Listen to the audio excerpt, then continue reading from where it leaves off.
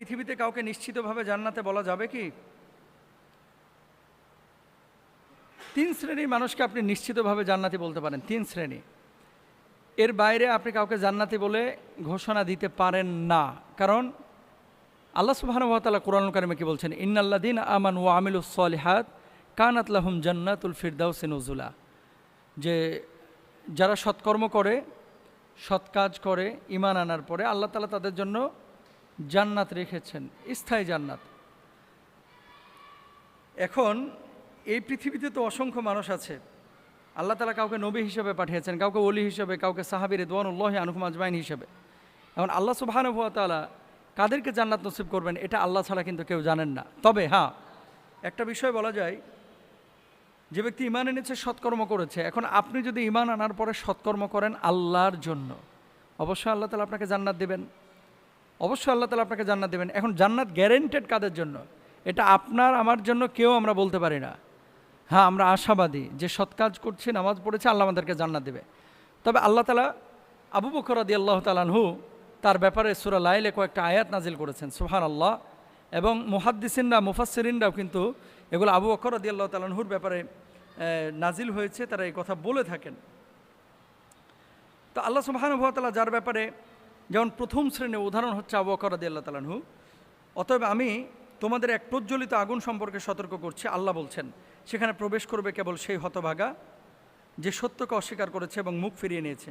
আর এই আগুন থেকে দূরে রাখা হবে সেই সর্বাধিক মুত্তাকি ব্যক্তিকে, যে নিজ সম্পদ ব্যয় করে আত্মশুদ্ধি অর্জন করে, কারো কোনো অনুগ্রহের প্রতিদান দেওয়ার জন্য নয়, বরং কেবল তার মহান প্রতিপালকের সন্তুষ্টি লাভের জন্য।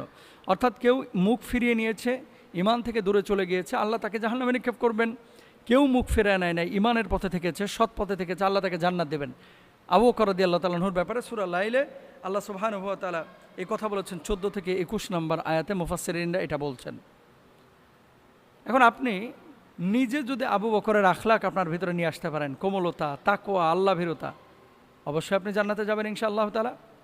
2 নম্বর দেখেন, আশারায়ে মুবাশশারা, জান্নাতের সুসংবাদপ্রাপ্ত 10 জন সাহাবী, আবু বকর, ওমর, ওসমান, আলী, হযরতে সাআদ ইবনে আবু ওয়াক্কাস রাদিয়াল্লাহু তাআলা আনহুর মতো যে সমস্ত সাহাবীরা এই দুনিয়াতে থাকতে আল্লাহ রাব্বুল আলামিন তাদেরকে জান্নাতের সুসংবাদ দিয়েছিলেন, তাদের ব্যাপারে আপনি গ্যারান্টি দিতে পারেন যে তারা জান্নাতে গিয়েছেন এবং তারা জান্নাতি। তাহলে তারা কেন জান্নাতে গিয়েছেন? তারা আল্লাহর রাস্তায় লড়াই করেছেন, তারা আল্লাহর জন্য গোটা জীবনটাকে উৎসর্গ করেছেন, আল্লাহর জন্য নিজেদেরকে নিবেদিত করেছেন, এই জন্য আল্লাহ তাদেরকে জান্নাত দিয়েছেন।